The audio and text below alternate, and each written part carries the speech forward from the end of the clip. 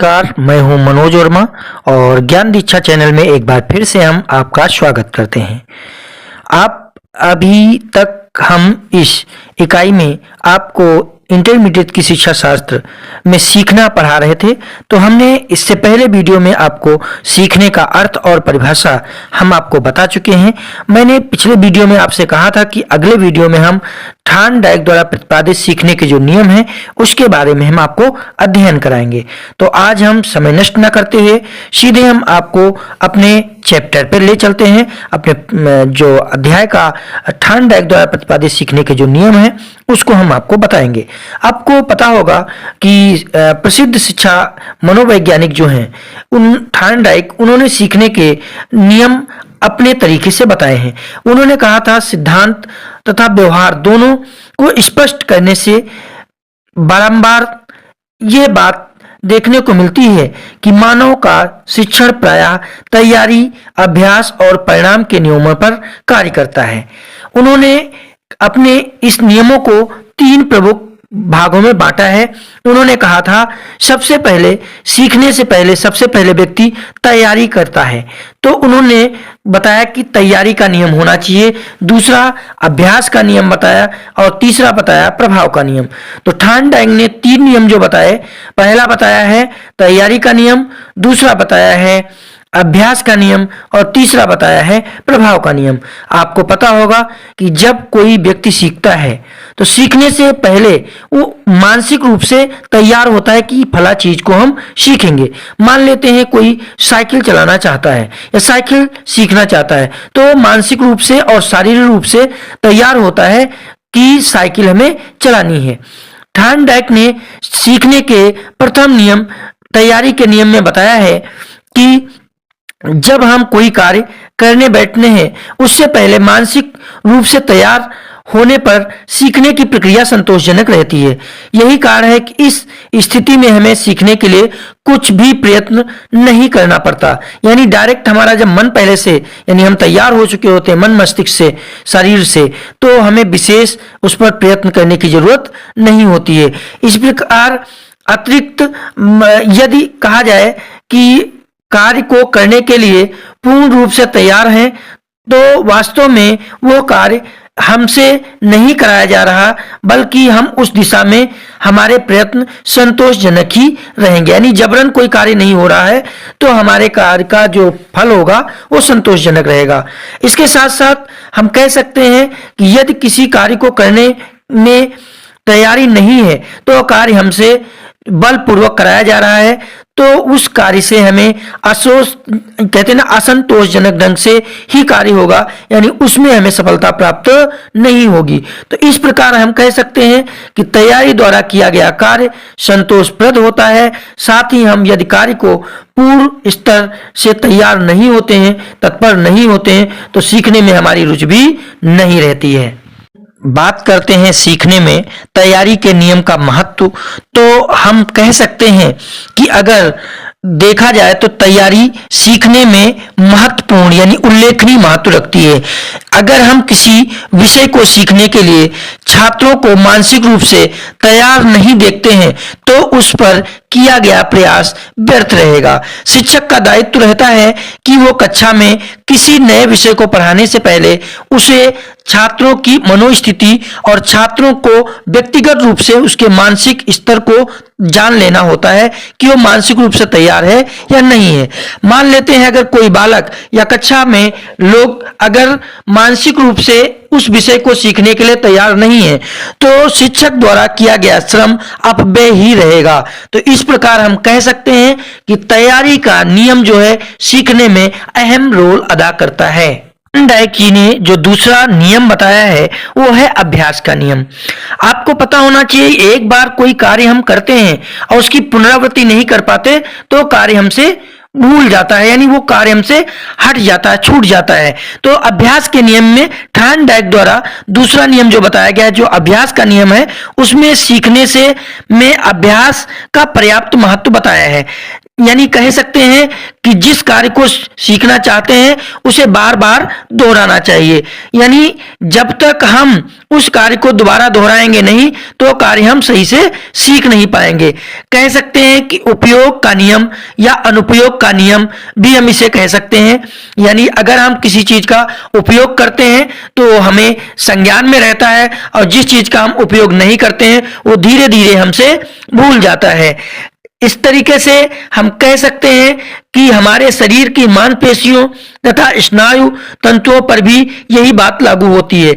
यदि हम किसी कार्य का अभ्यास करते हैं अर्थात उसे दोहराते रहते हैं तो हमारे शरीर से संबंधित अंगों को और उसकी आदत पड़ जाती है। इसके विपरीत अभ्यास के अभाव में आदत या तो पड़ती ही नहीं या फिर छूट जाती है।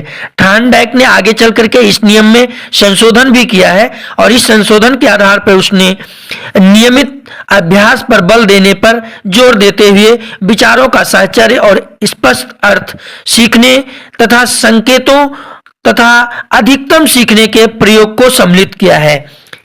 सीखने में अभ्यास के नियम का महत्व।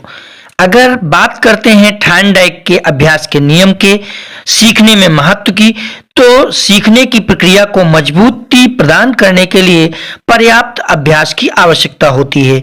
इस नियम में थॉर्नडाइक ने शैक्षिक दृष्टिकोण को भी महत्व दिया है।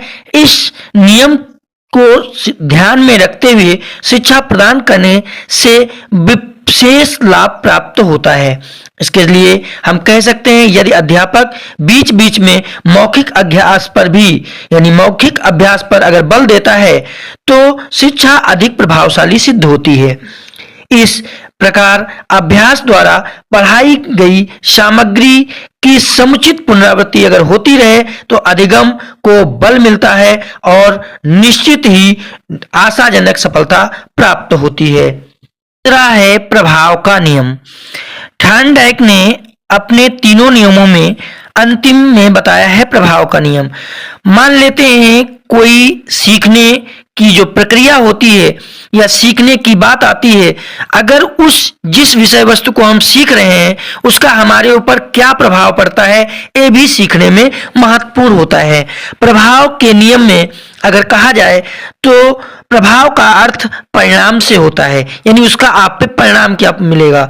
यदि किसी कार्य को करने में सफलता मिलती है तो उस कार्य के प्रति हम में अधिक सचेत हो जाते हैं और अधिक रुचि रखते हैं, उसी को हम बार बार करना चाहते हैं, क्योंकि ऐसी स्थिति में हम उस कार्य को क्रमशः अधिक अच्छे ढंग से करने लगते हैं। इसके विपरीत यदि हमें किसी कार्य को करने में परिणाम स्वरूप सफलता का मुंह देखना नहीं मिलता यानी असफल हो जाते हैं तो सामान्य रूप से उस कार्य को पुनः नहीं करते। हम कह सकते हैं कि इस प्रकार उदासीनता के परिणाम स्वरूप क्रमशः हम उस कार्य को प्रभाव भूलने लगते हैं जो हमें असफलता की ओर ले जाता है।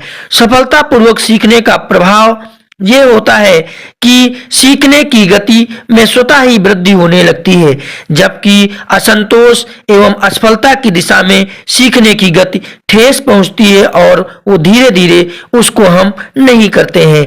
इस प्रकार कहा जा सकता है कि सीखने की प्रक्रिया कार्य के प्रभाव या परिणाम से भी प्रभावित होती है। बात करते हैं सीखने में प्रभाव के नियम के महत्व की, तो आपको पता होना चाहिए कि जो सीखने का नियम होता है उसमें प्रभाव का जो नियम है वो विशिष्ट स्थान रखता है।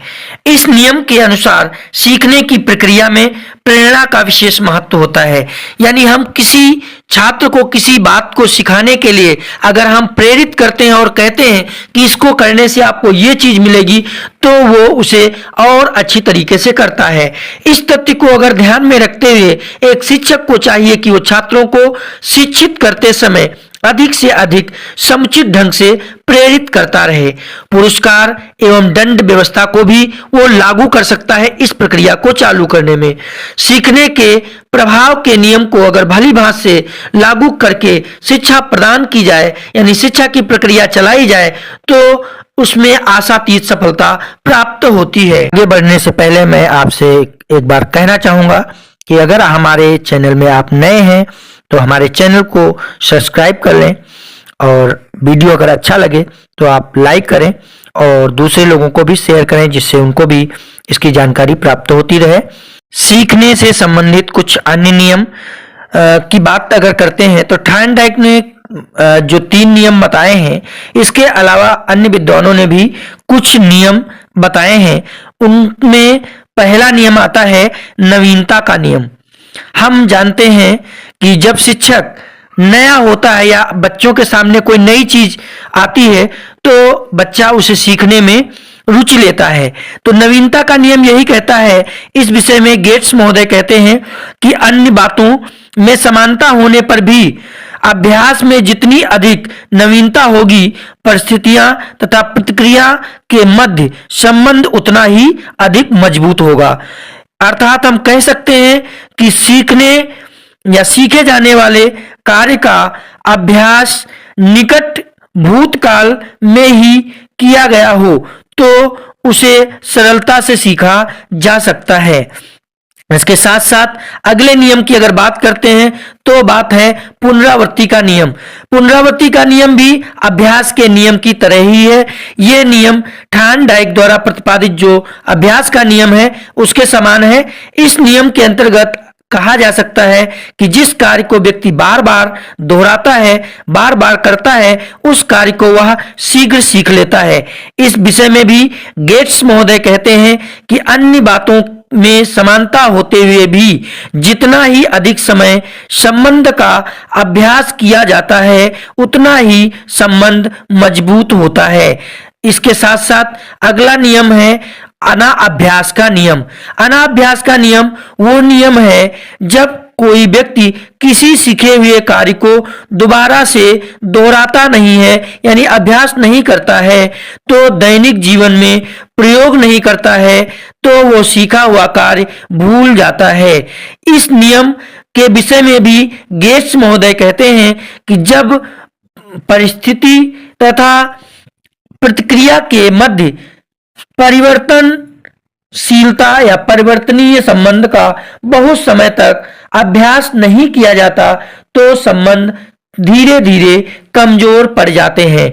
तो इस प्रकार अगला नियम है प्राथमिकता का नियम।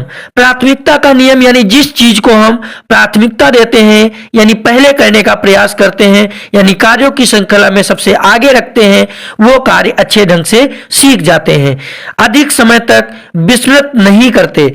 इस प्रकार इस नियम के आधार पर कहा जा सकता है कि बालक को विद्यालय में प्रवेश का प्रथम दिन प्राय बहुत दिन तक याद रहता है। इस नियम का स्पष्टीकरण देते हुए मन महोदय कहते हैं कि अन्य बातें समान होते हुए भी एक श्रृंखला की प्रारंभिक अनुभूतियां एवं कार्य पक्ष में रहते हैं, यानी हम उन्हें याद रखते हैं। तो इस प्रकार इस अध्याय में हमने जो थार्नडाइक के 3 नियम थे, तैयारी का नियम, अभ्यास का नियम और प्रभाव का नियम, इसके अलावा कुछ अन्य नियम हैं जिनमें मैंने आपको बताया है नवीनता का नियम, पुनरावृत्ति का नियम, अनाभ्यास का नियम और प्राथमिकता का नियम। हमें आशा है कि आपने इस अध्याय को यानी इस सीखने के इन नियमों को आपने ठीक प्रकार से सीख लिया होगा, समझ लिया होगा।